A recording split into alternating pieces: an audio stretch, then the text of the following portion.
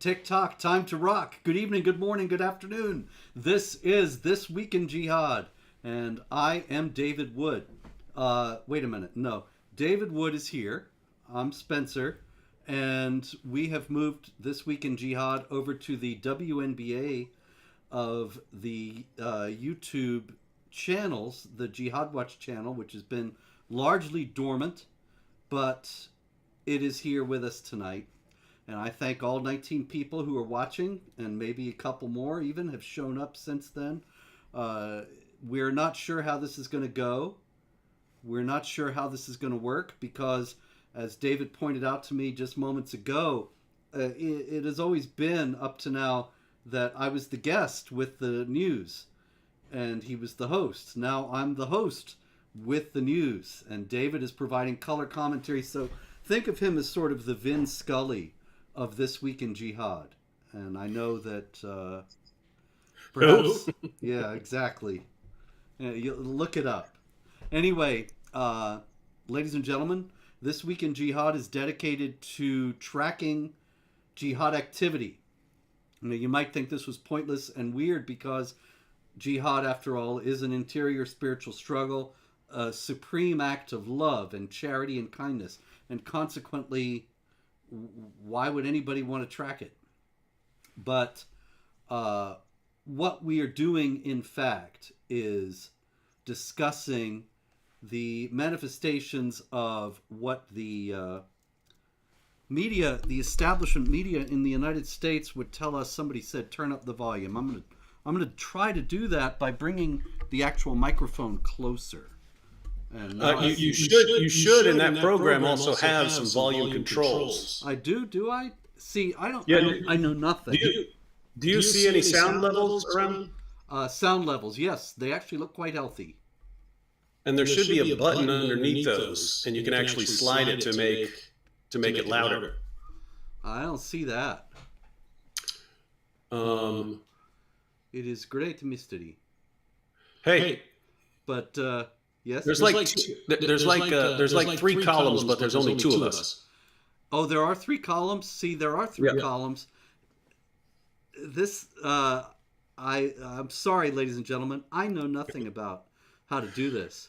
Now, this is the first time Robert's used this program, so we're going to be troubleshooting a bit through here. How do I get rid of this? All I do is add another when I click on it. If I recall, towards the top of the screen, you have some different little images there. Yeah, various thumbs up, thumbs down. No, I mean, like, do you see a couple little different camera angles? Hey, you added one there. That's pretty cool. What did I add? Now they're four. Oh, now they're three. So what are you doing? I don't know. Oh, hey, there we go. Now we have four. Oh, I have two on my screen. Oh. What do you see? I'm watching on a delay. Oh, so maybe two will happen in a minute once the delay is through. Yeah, in theory. Yeah. People are saying there's an echo, and that it's there we go. Now I see two columns. People are saying there's an echo. They think it's coming from me. So you might need to break down a story while I run and grab some headphones. Headphones, eh? But I don't have headphones. Am I causing the echo?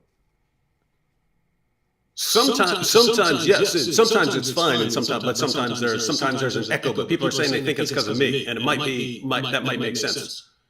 So okay, I'm going. As everyone can see, I'm moving. So people who are complaining about my camera, there is no camera. This is the thing in the laptop. My camera's in not one of these boxes. These are all books, but one of these boxes. All right. I'm going to try and find some headphones. I know I can't because mine are buried, but I can get some from my kit. Okay.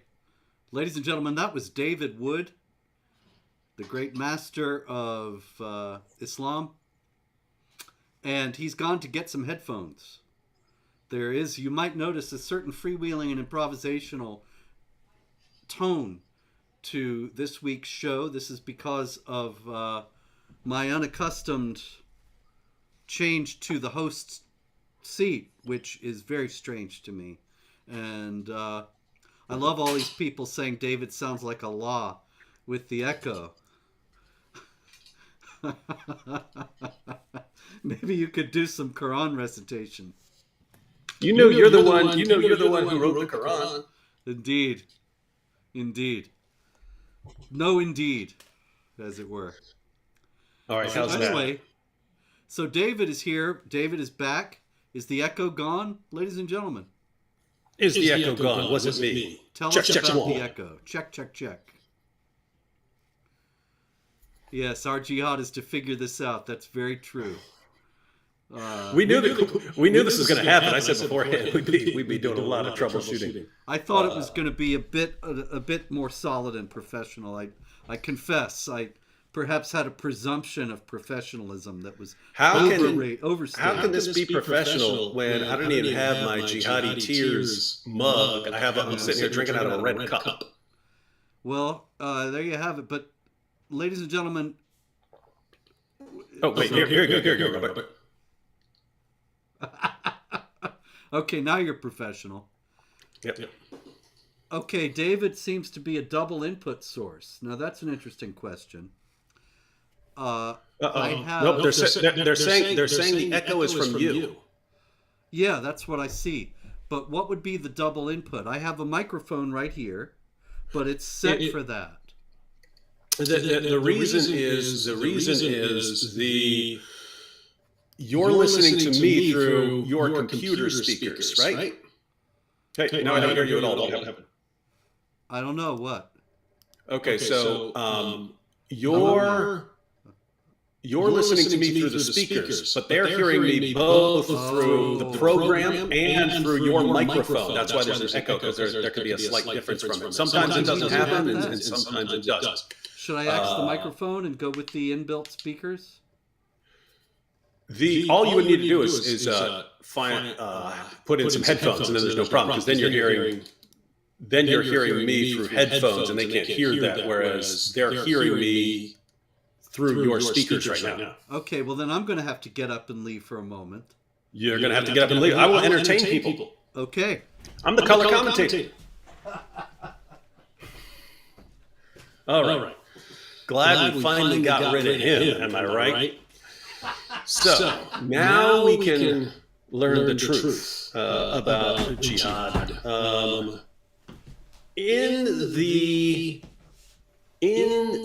aftermath of the 9/11 attacks, Robert Spencer realized that he could get rich by attacking jihad, and that he would have a totally easy life from then on. If you want to live the good life forever, you just become a counter jihadi. And see, what's terrible about headphones is how you look wearing them. But I know vanity is a vice. Do we have the echo gone? Hey, you got to look around, because months ago I sent you a package and it had some Beats by Dre, which I think actually look good on people in a suit, because they're nice small ones, so they're around there somewhere. There they are. You're right. I have to say, you're rocking those though, Robert. You're rocking that metallic blue. Okay, but David, I have to confess, they're still unopened here. Oh no, you're good. You were good with the blue ones. I thought those were awesome. Okay, that's what I have to do for now. Once I saw them, I was hooked.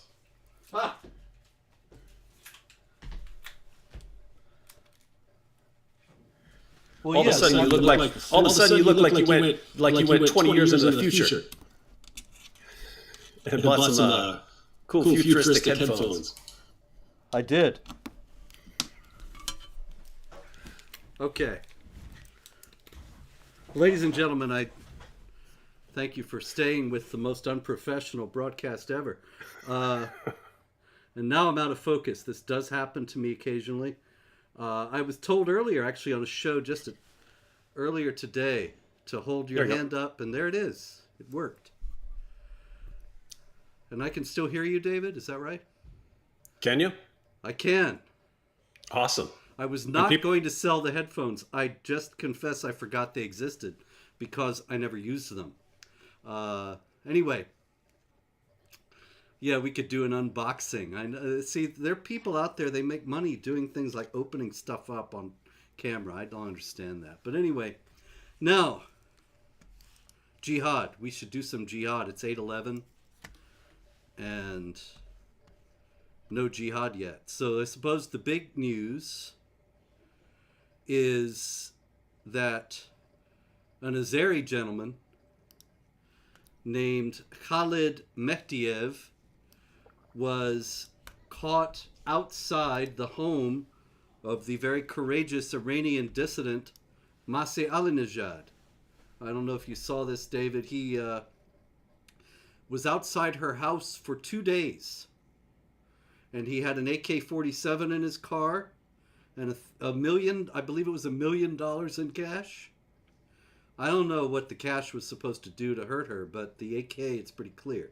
And he said when he was caught that, the volume is down again. It's always something, ladies and gentlemen.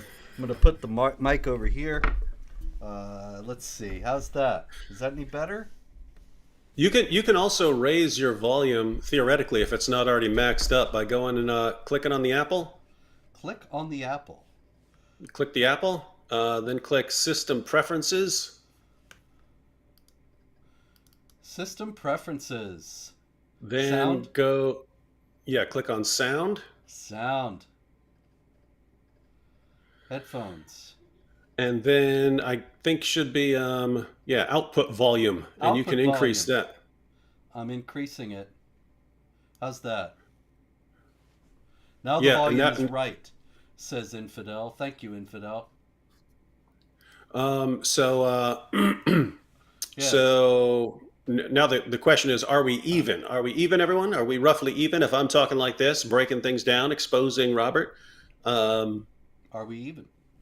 Are we even? Are we even? Or are we odd? Are we even? Because I can adjust mine here. No one said Jihad is easy. No one said Jihad is easy. I never heard that Kamala Harris. I don't think Kamala Harris is a secret Muslim enough. No. She's never shown any indication of being such. I mean, of course, the entire establishment is completely, willfully ignorant, but that's another story. Although I have to say,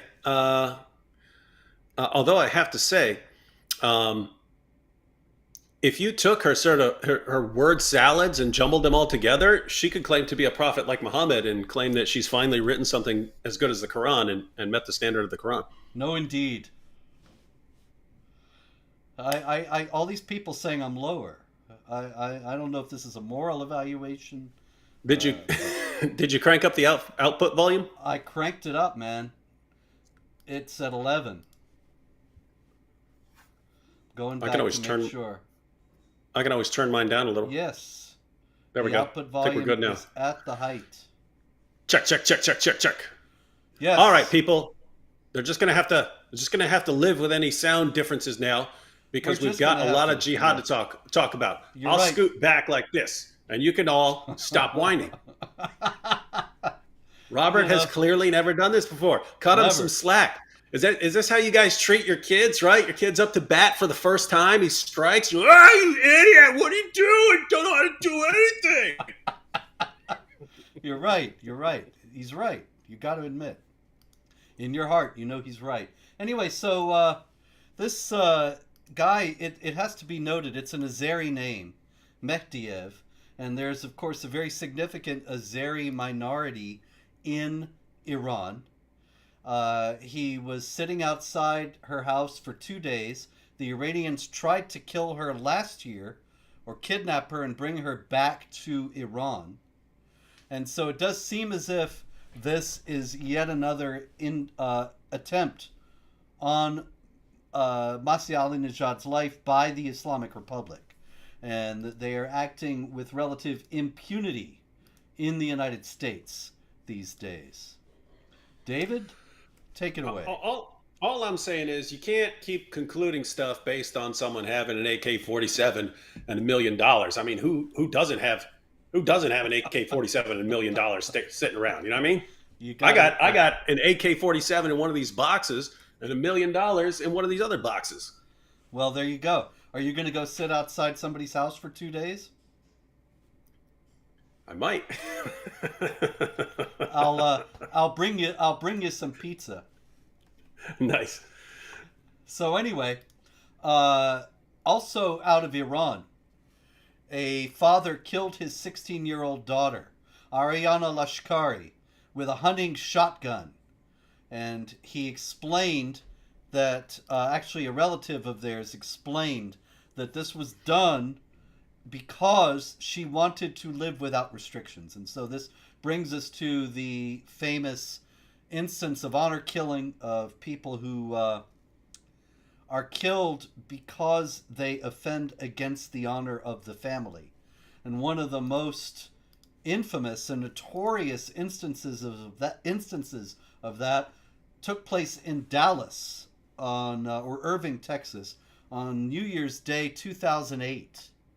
And this was Yasser Saeed and his two teenage daughters, Amina and Sarah Saeed.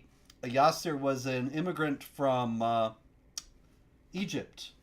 And anyway, Yasser Saeed was on the run for many years. He was finally caught, and he's finally about to stand trial. And I put these two together because clearly when you have something that happens in two so vastly disparate places as in Iran and in Dallas, Texas, you've got something that's a phenomenon that is more than just an isolated incident in both cases. And you've got something that actually is rooted in the Islamic beliefs and assumptions about the rights of the father over the children. And that is rooted ultimately in the Quran, chapter 18, where it says that Moses is traveling with this strange unnamed character and he kills a boy. Moses asks him to explain, and he says he did it because he knew the boy was going to grow up to be unrighteous and the parents deserved a better child. I want to go back, way back, because 2008 we had the Saeed sisters, and they get killed, and then that was the next year with Rifka Berry, wasn't it? That's right. Yes, it was. And so Rifka Berry said that her dad threatened to kill her. She ran away, went to live with a Christian husband and wife. Had told them online, my dad said he's going to kill me. And then it seems like all the media went into an uproar about how dare you take this girl seriously. And then it was you and Pamela Geller, and this is really when. Did you guys have that kind of national attention before that? It's all so long ago. There was that, and there was the Ground Zero Mosque, and it was all happening around the same time. But I think Rivka may have been before the Ground Zero Mosque, if I recall correctly. I think that was a bit before, but yeah, you're right. It is kind of blurry back then. But Yeah. I just remember how insane all of that sounded, because that's when I was getting started on YouTube. In fact, that was the first video I ever posted that I just made for YouTube, sitting in front of my bookshelf. It was Rifka Berry and the death penalty for apostasy in Islam, because Rivka converted to Christianity. Her dad threatened to kill her, and then every politician, all the journalists, all the educators, all Muslim groups, they all started saying there's no death penalty for apostasy in Islam, you liars. It shows you how much times have changed, because now, I mean, almost all of the popular Muslim apologists, you guys got to die. These apostates all got to die as soon as we get in control. So very common now to have them admit it. But back then, you were insane. You were insane for saying that Islam has this death penalty for apostasy, and the argument was, and I heard Pamela say this. She said, "Look, you need to err on the side of caution here." So the idea is, look, suppose you're 99% certain this girl is just lying and making up a story because she's a drama queen or something like that. Suppose you're like 90, unless you're 100% sure. There's a 1% chance she's going back to her death. You might want to give her the benefit of the doubt and take her seriously. Instead, you guys were all monsters. She had the most loving father in the entire world. I remember that. I remember where they would say, "And her doting father, blah blah blah blah," and they'd go on this list of how he's crying for her because he loves her so much and so on. And yep. And fortunately, I recall that was one of the times the government was at least smart enough to not make her go home. It was still being fought out, though, when she turned 18. It was just because she turned 18 the whole thing ended. And also, it's Yeah. worth noting that she herself invoked Amina and Sarah. She knew that they had been killed and was well aware of the implications and well aware that she was in line for the same kind of treatment. Also, does my memory serve me right, David, that you and I actually first met when you and Nabil were at Yep. a rally for Rivka, and I believe it might have been our own rally for Rivka, and you Yeah. guys came. I've got the video of Nabil um, interviewing you, Yeah, and he walks up to you, and he comes up to you with a microphone. And he says, when I was a Muslim, I heard you were the devil himself. yeah. I just got that again the other day. There's this guy on Twitter. He's totally nuts, and he did this wonderful little uh, video of me upside down in hell with the flames leaking up and everything. And he used the picture that I have there on Twitter. And I've got this little grin. And I think it's just the oddest, most. It's the most incongruous effect ever. Because I'm there happily suspended upside down in hell. But of course, he's right that this is something that Muslims threaten people with quite often, the being upside down in hell. And I remember Iranian women talking about how they were told at the time that the Islamic regime came into power that if they didn't wear the hijab, they would be suspended by their hair upside down in hell. And so this is the guy is not original who's making these Yeah. videos. Yeah, and I mean, keep in mind, going back to the Saeed sisters, um, I was still pretty. I mean, I was still pretty new to what the situation was with the media and entertainers and all these people because I had seen after 9/11, I had seen journalists bending over backwards for Islam and so on, but back then I kind of understood it. I understood it in the sense of, okay, well, you don't want a backlash against Muslims. You don't want a bunch of people going, oh, they took down the towers. We're going to go on a killing spree. So, you know, I thought it was, I thought I could kind of understand it. But then when you get to like the Rifka Berry situation, and it's like, you're saying this, you journalists are saying this doesn't happen. And that when a girl tells you her family is threatening to kill her, you mock her and anyone who supports her. And we know that it happened. We know that it happens. We know for a fact that it happens. In fact, it just happened. It just happened. You guys know it happened. And like after the fact, oh, so regrettable that no one did anything to stop this. And then when someone actually tries to stop it, you guys all blast. That's when I started realizing, wow, this is sick. This is not, I mean, this is evil. Mm-hmm. This is evil. And then of course, following that, you have the grooming gangs in the UK and everything else that's happened since then. And just no matter what happens, the disturbing part is no matter what happens, the built-in inclination of journalists was, hey, that Muslim over there just slaughtered a bunch of people in the name of Allah. let's get these representatives from CARE on to tell everyone about true Islam and what true Islam is. So it was like the more people they killed, the more free airtime for dawah they got. Yep. And every media organization in the world, it just seemed like, hey guys, the more people you slaughter in the name of Allah, the more time we'll give you to promote your religion on our channels. And it was just like, I mean, if you were right, if you didn't know what was going on and you wrote a work of fiction about like the stupidest, most insane people in the world, this would be unbelievable, right? I mean, this, what's actually going on would be too unbelievable. You'd say, we can't even take that seriously as a story, but here we are. Ain't it the truth? Well, you encountered that in Dearborn with the coverage when you got arrested. And who was that reporter?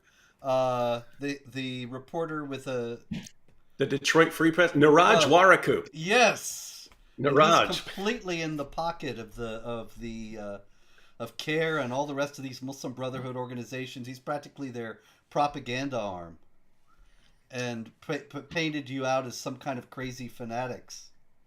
Yeah, I was standing there holding a camera while my friend answered questions of Muslims who came up to him to ask him questions. And police came. And I mean, this. I wasn't even thinking of this when I was talking about this, but yes, this is another perfect example of how insane they are. I mean, we're walking through a festival to make sure we weren't going, because we were physically attacked the year before. And we told police we don't want anyone arrested. We just want people to understand that they can't put their hands on people that they disagree with. So let them know that. And then police said, no problem. This year, they all understand they can't put their hands on you and stuff. So we go back to make sure that everything is fine. And there's no violence. We're walking around. No one's putting their hands on us. And then a group of like 15-year-olds come up to Nabil and they're asking questions. They're asking like, how can you believe Jesus is God? How can you believe in the Bible? There's so many Bibles. And they're asking the sorts of questions that Nabil is loving to answer them. We're about to invite these guys out to IHOP to go continue the conversation, afterwards. And then police come, grab us all, throw us in jail, right? Not the Muslims, not the Muslim kids. Mm-hmm. They grabbed us, the Christians. And the fact that when journalists reported this, we were the ones who were sick and evil, and police had to stop us because we were there screaming at people and inciting a riot. And it's like, you're just liars, and you don't care. And so it's another perfect example. It's anytime there's a story, we have to show that we're on the correct side of things by praising Islam as much as possible and blasting anyone who gets on the wrong side of it. But yep, here we are. David, well said. I think that calls for, David, we were talking about this before. He showed me this program, but he never used the coolest stuff in it, like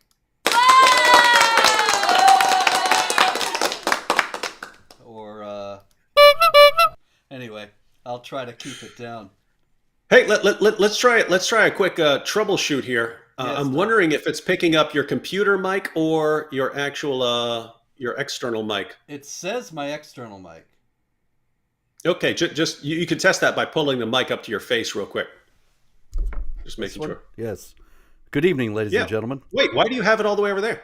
Because that's where the table is. Oh, well, what's in front of you right here? What's in front of me right here is air. I have mine right in front of my face, see? But there's air here. There's nothing there. You can't pull up closer to a desk? I guess I could, but guys, you see what I'm working with here? Robert's like, oh, the microphone? Yeah, it's over here in the other room. I don't see what the problem is. No, Robert, why is it in the other room? Well, the table's in the other room. My keyboard is here. What am I supposed to do with the keyboard? What are you typing on? Everything's getting messed up. So, okay, the microphone's right here. It's still just as far away as it was there. But you're speaking towards it. I think that's better. Okay. All right. I don't know how I'm going to type tomorrow with the keyboard over here sideways. You can move it. You can move stuff around. I got to get you a clip-on mic or something. All right. No, No, what I could get you, but I'd have to show you how to use it. We could get those. If you've ever seen like a podcast, everyone uses the same Shure mic. I have one. I haven't used it, but they all use the same Shure mic, but it's on a mic stand, right? So actually hangs in front of you. You can adjust it, and put Oh it right yeah, up those to are your cool face. looking. Yeah. Yeah, we're gonna have to figure that out. Okay, well, we'll see what we can do. Yes. Hey, Robert, you know what's funny? What's You know that? what's funny? It's like, so here we are. We don't always know what we're doing, with, technologically, but worst case scenario with us messing up technologically, troubleshooting, trying to figure something out. Worst case scenario, we look stupid during a live stream. But when the jihadis are messing around with the technological stuff, they Yeah. mess up and they blow up. They blow themselves up, There and we used all to see be about so it. many stories like that. I haven't seen any lately, but years ago there were quite a few that would come out of Afghanistan in particular. Accident in Quran class, explosion, bomb Yeah, making class in a mosque, and yeah. nobody ever. AP and Reuters are reporting this, and nobody ever says, "Wait a minute, a bomb making class in a mosque?" But it's a religion of peace. Nobody cared. You know how it is.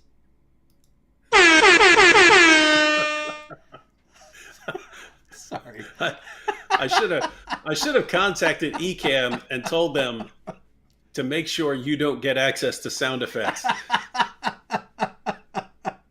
I don't know, David. I think that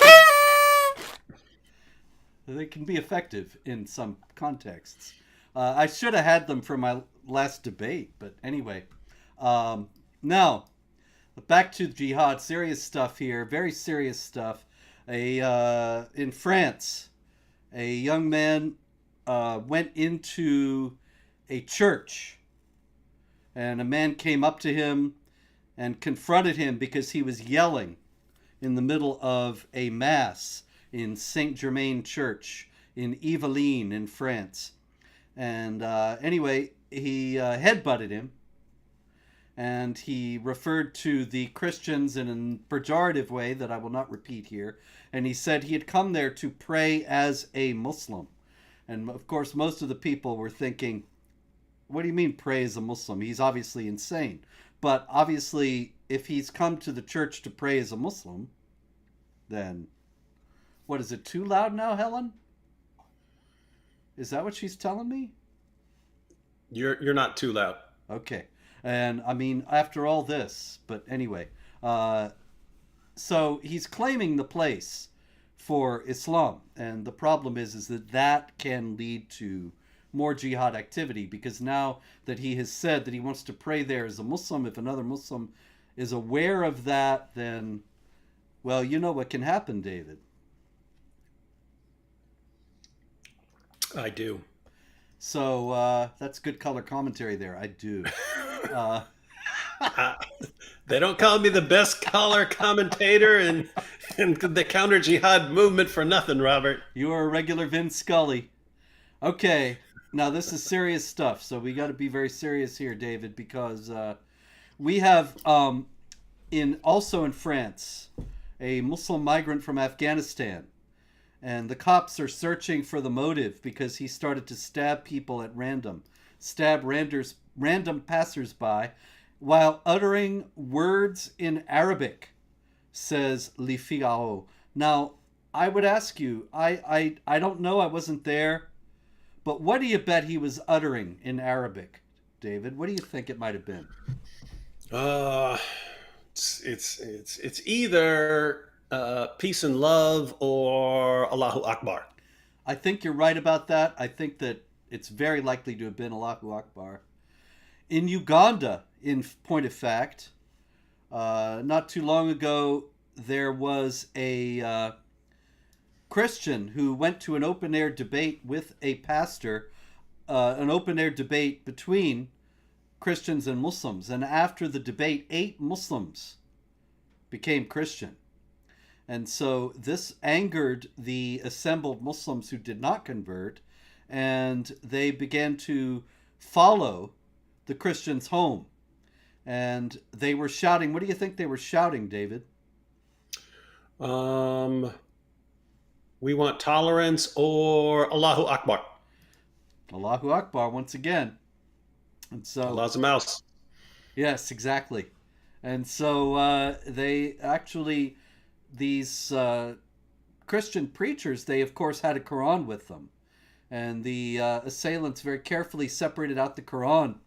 And interestingly enough, in light of many claims that Muslims do not engage in this behavior, they burned the Bibles after separating the Qurans out. And they killed one of the Christians and thrashed the others. In, of course, very common kind of story all over Africa, particularly in Nigeria these days.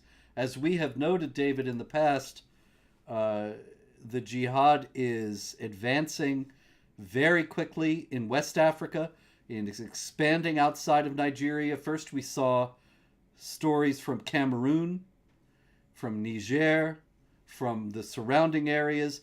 Then recently, we saw Benin, where I had not seen jihad activity in all these years of 20 years of Jihad Watch. And just the other day I saw a story, it was more than a week ago, so I don't have it open here now, but in the few weeks between our shows here, David, there was a jihad attack in Togo, which is also in West Africa, and never saw a jihad attack there before. There was one other Jihad Watch entry about an incident from many years ago. And so it's all spreading, as, of course, we could have warned you and have warned you that it would. I didn't think there was any jihad for the last couple weeks because the only place I hear about it is from you. Well, you got a point there, yes. In France, yes. Isn't that weird though? Like, yeah, all these things happen, heinous crimes, murders, and nobody reports on it. And I mean, like, the stuff that they actually report on, it's almost all like something that annoys them politically or something like that. But it's none of it is as serious as, you know, people being slaughtered in the name of Allah around the world over and over again. And it's interesting how the media can do this. The media could think of any problem in the world, no matter how insignificant, and just bombard you with that story over and over again, all day, every day. Yep. And you'd think that it's the biggest problem in the world, and you'd ignore other things that are actually a threat, a huge threat to the world. No doubt about it. And Nigeria, it just goes on, and nobody reports on it. It does not exist as far as the establishment media is concerned, and also as far as the Nigerian government is concerned. There's increasing suspicion, increasing anger on the part of Christians in Nigeria who charge the government with complicity, and I think with very good reason, because this is going on practically a daily basis at this point. Nothing is being done. And we've said before, we've talked before about how important that part of the world is. The West acts like it's completely insignificant, but you've had from the time of Muhammad on that whenever jihad can advance and spread Islam, it does, and it keeps moving further. And the goal is always, let's keep moving further. We can move quickly if we have our armies crushing people ahead of us. But even if we don't, even if we can't move quickly, if we're not strong enough to move quickly, the idea is just slowly push that line back further and further, year after year. I mean, think if you push 1 inch a month, right? But you do this over year after year after year after year after year, and suddenly you're getting some serious ground here. And a place like Nigeria, where you have vast Muslim majority up there and vast Christian majority down here, they're trying to push that line. They're trying to push that line all the way through Nigeria. And that happens to be a really, really important country in Africa. But the goal is once you've pushed your way through there, then you just keep pushing down. Mm-hmm. And so it's you've got Christians there who are standing their ground, and they're being slaughtered for it. And the entire world looks the other direction. Happening now. Okay, let's see. Here we go. David, this is a little bit of a curve, but in Egypt, there was a Muslim. There's actually video of this gentleman if you wanted to see it on Jihad Watch. He is he walked into a warehouse in which alcoholic beverages were stored in Egypt, and he confronted the two Christians that ran the place over there selling alcohol and stabbed them. And then he went out on the street covered with blood. That's what the video shows. And what did he say, David? This is a little bit of a curve, like I said. I'm catching on. I'm just gonna jump right to Allahu Akbar. Allahu Akbar is not actually correct in this case. Oh man! So Yeah. I'm 487 and one now. What he said was, La ilaha illa Allah. There is no God but Allah. And you can see it quite clearly on the video. So ultimately, it amounts to the same thing, that he is saying there's no God but Allah after stabbing two Christians for selling alcohol. Incidentally, it's worth noting that many times Islamic apologists in the West, this is another one of those things I don't think they say anymore, but they used to say, right after 9/11, very often, Sharia only applies to Muslims. It doesn't apply to non-Muslims, so non-Muslims don't need to worry about it. But obviously Sharia does apply to non-Muslims, or nobody would have been upset with these Christians for selling alcohol. Um, you know, I think that we may be more effective than we realize because we've been telling people that the Hebrew word for mouse is Akbar. And so when Muslims say Allahu Akbar, it sounds like they're saying Allah is a mouse. And so he might have realized that and then say, okay, I can't say this. I can't go around saying Allah's a mouse. Mhm. Everyone's going to think I'm calling Allah a mouse. So we have And This so, Week in Jihad viewers right in Egypt. mhm. Okay, in France. France is a very welcoming, beautiful country, and they have welcomed many Muslims in the last few years. And so recently in Roubaix, in France, I don't know if I'm saying that right. If any French speakers are here, you can perhaps explain to us why they have all those extra letters in every word. But in any case, Roubaix, not Roubaix. And we have a couple of Syrian children, perhaps enraged over all the extraneous letters in French. But they went to a playground and they set fire to it rather than play and went away. What were they yelling as they left, David? What do you think? Well, now I got two choices. Now it's I can gotten go so with much harder. I can go with the Allahu Akbar or the La ilaha illallah. I'm gonna stick with the tried and true classic Allahu Akbar. Allahu Akbar is indeed what these children said. So you get the prize yet again.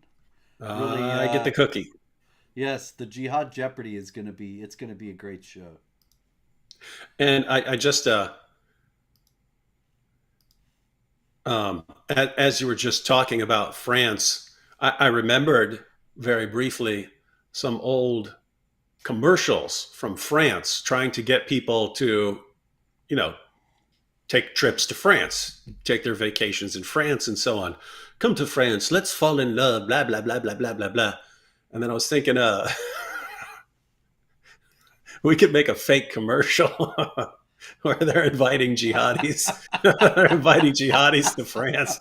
But Yes. have it like sound real, be showing the Eiffel Tower and all this other nonsense, pointless nonsense they've got over there. And then is talking about how everyone should come to France for how people should come to France for a vacation.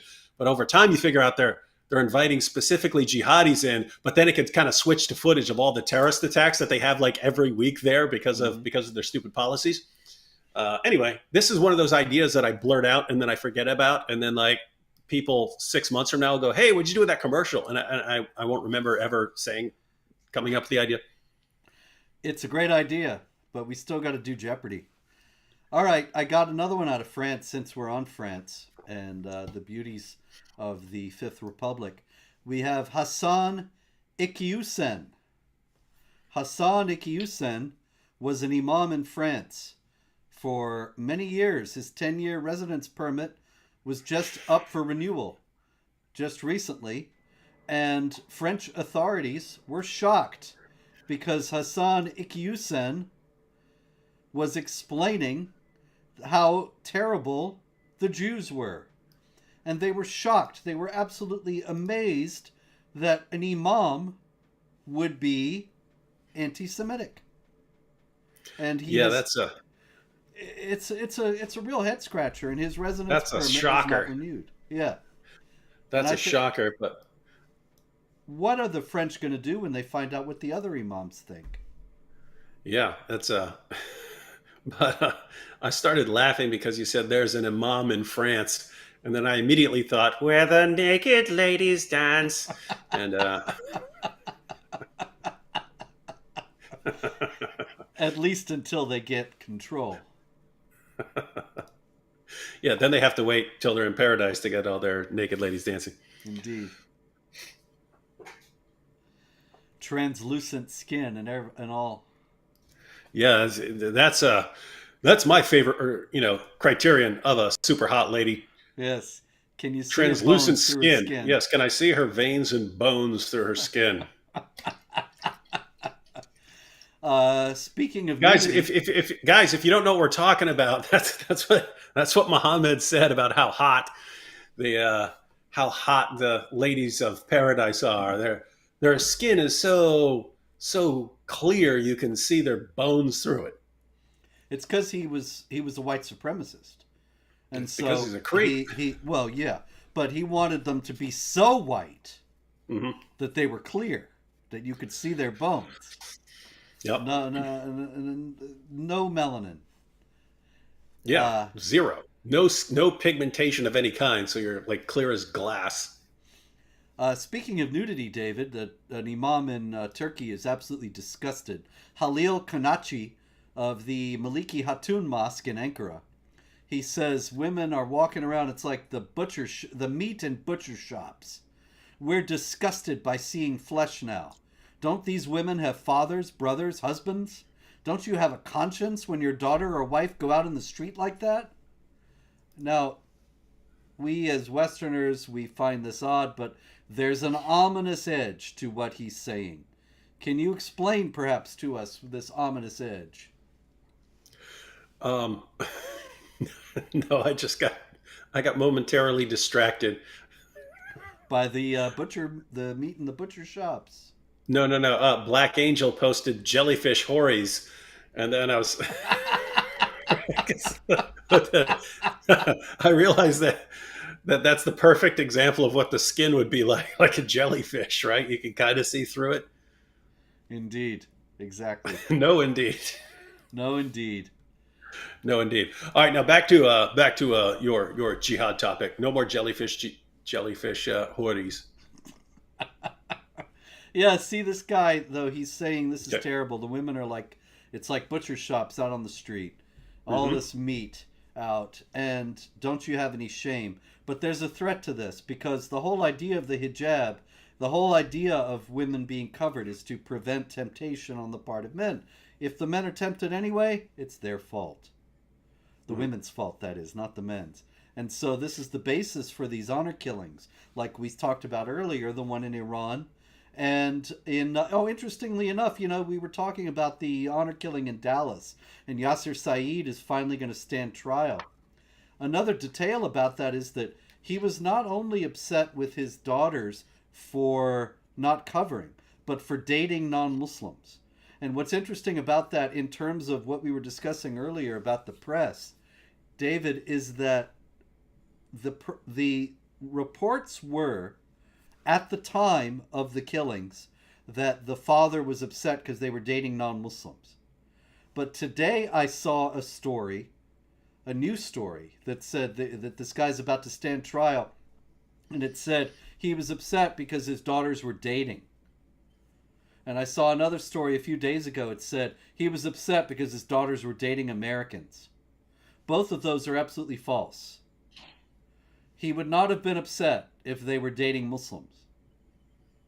He was upset because they were dating non-Muslims, and that's against Islamic law. Mm-hmm. Not that dating is all that popular in an Islamic context, but the problem was that they were non-Muslims. The problem was not that they were Americans or just that they existed. And then you get an honor killing. Exactly. Okay, so let's see. More out of Nigeria. Terrible story here.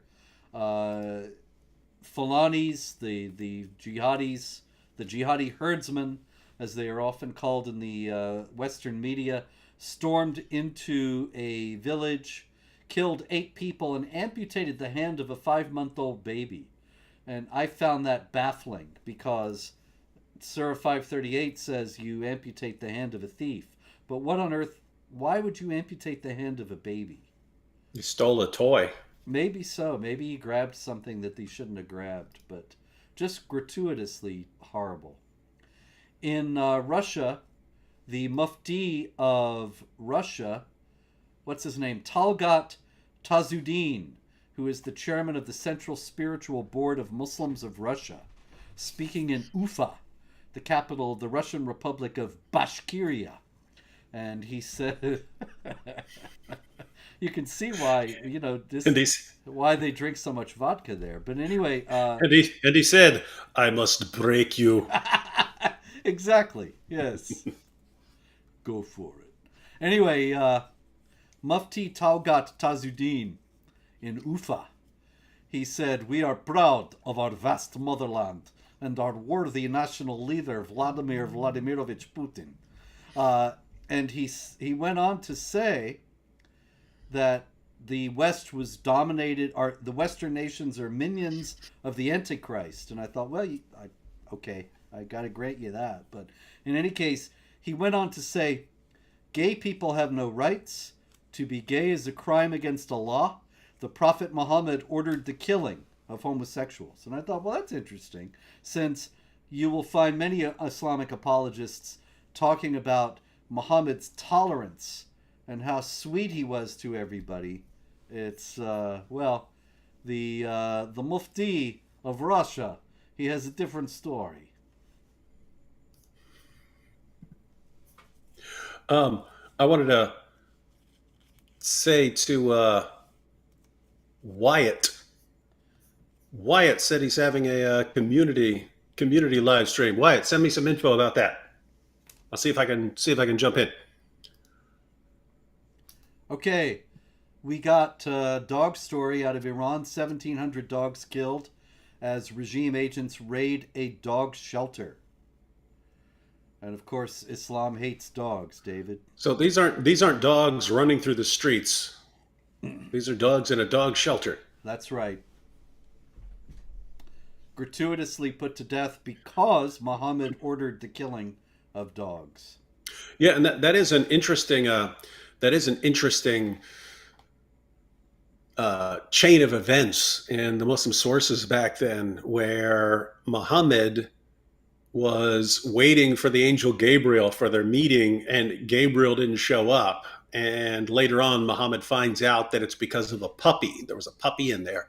And then so Gabriel is scared of dogs, apparently. So that puppy terrified him, and he couldn't come around him. So Muhammad ordered his followers to kill all dogs. And it said they were just going around killing dogs, killing the dogs of Bedouins and so on.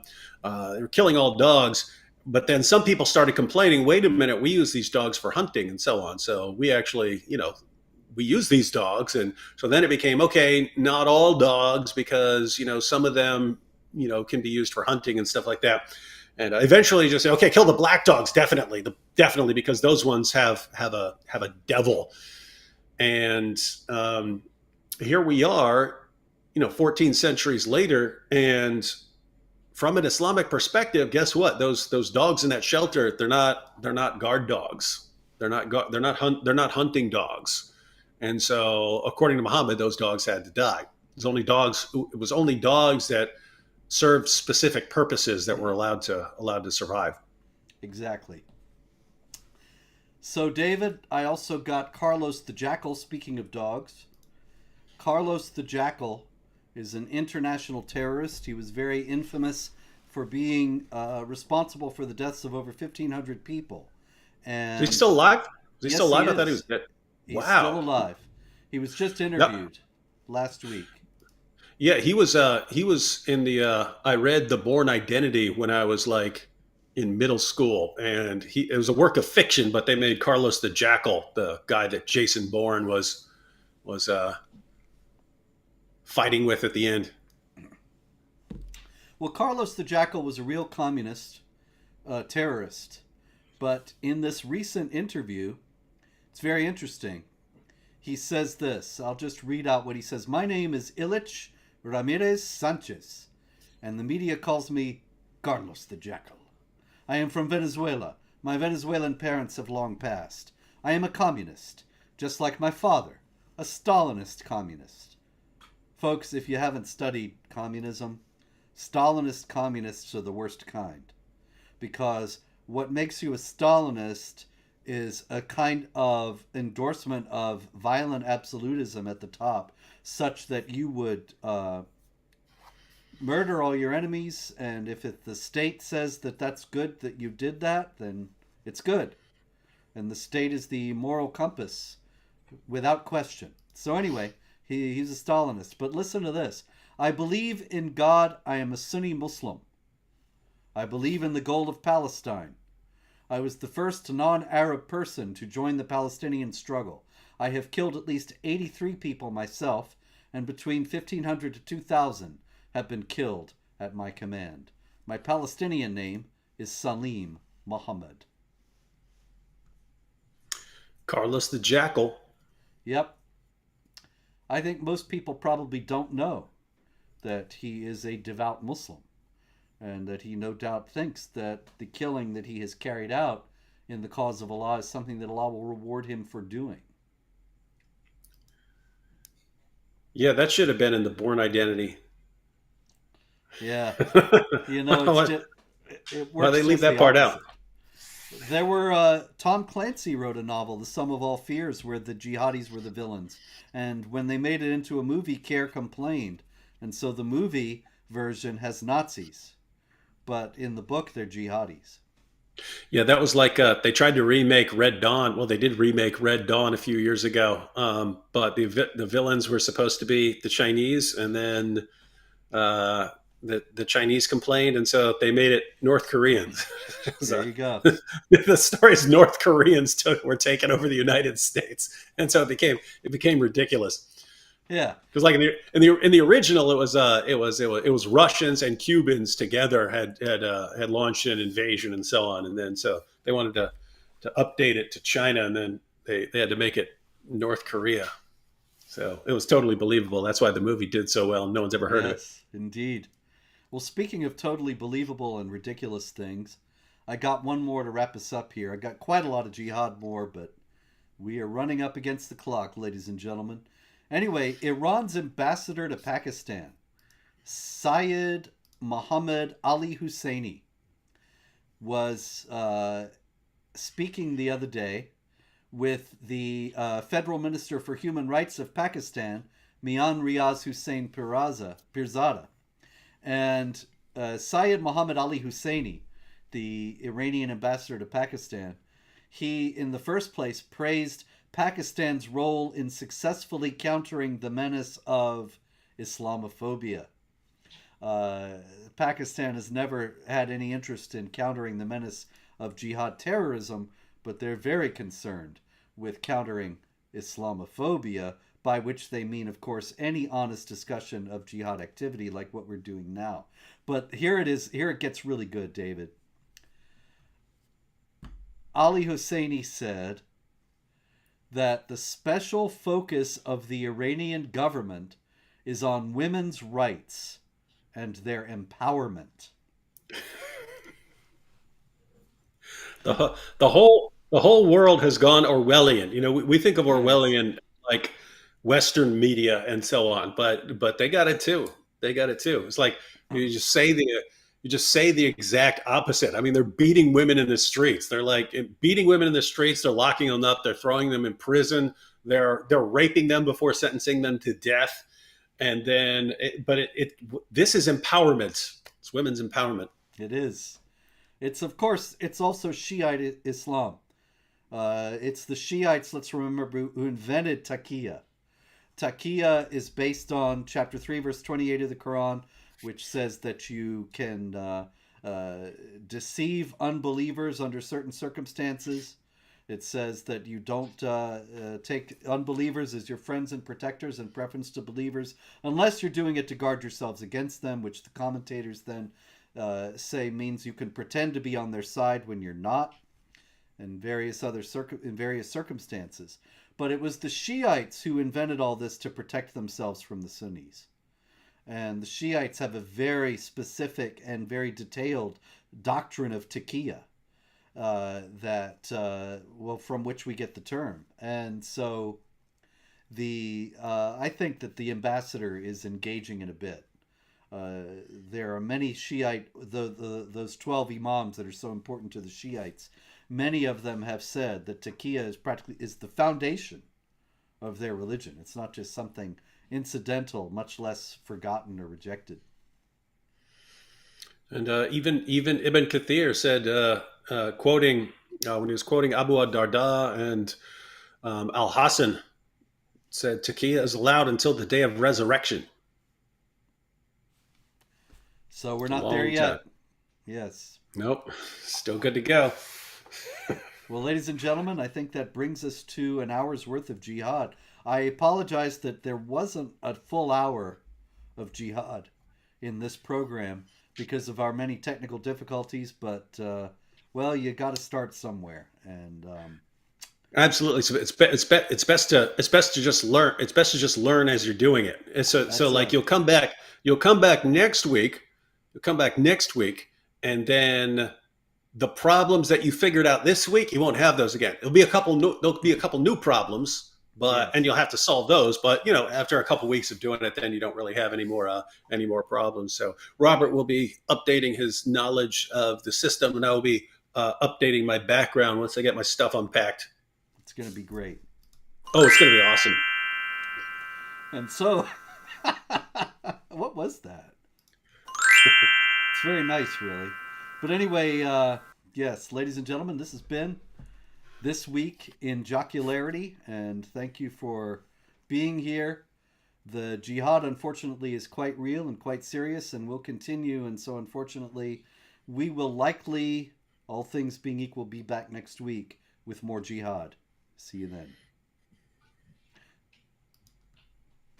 Now we get to see if Robert knows how to turn this off. I'm working on it. I'm trying.